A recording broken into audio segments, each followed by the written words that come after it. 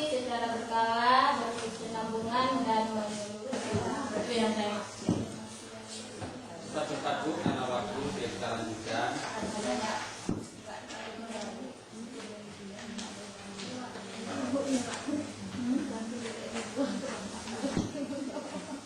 Kalian pasti akan orang lain.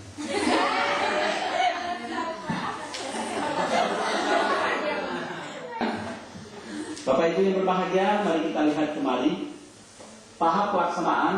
Di dalam pelaksanaan rencana pelaksanaan pembelajaran dapat kita lakukan 3 tahap yang berkenaan dengan tematik. Sebenarnya sama saja dengan RPP yang lain.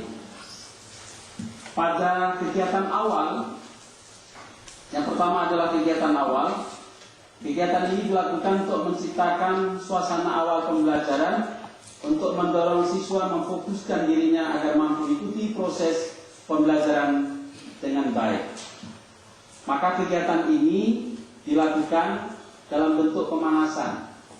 Pertama, rekan-rekan dulu barangkali akan membuka terlebih dahulu pembelajaran dengan suasana Islam environment, budaya sekolah yang Islami, minimal membaca surat-surat pendek.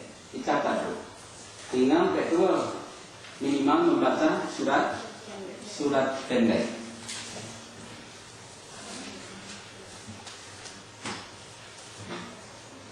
Membaca surat pendek.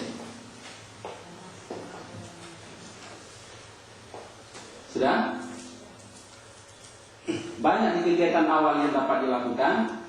Selain membaca surat-surat pendek, boleh juga kita menanyakan kepada siswa siapa yang tidak hadir hari ini, ya kan?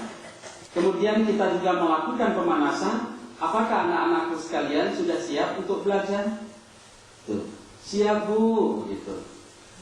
Tuh ya, ditanya kesiapan mereka untuk belajar supaya tidak fokus, gitu.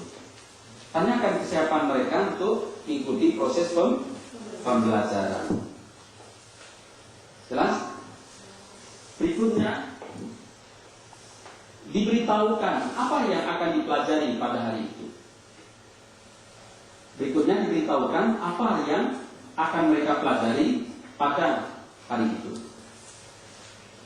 Sudah Bu? Diberitahukan apa yang akan dipelajari pada hari itu. Kemudian termasuk juga dilakukan apel seksi. Termasuk juga dilakukan apel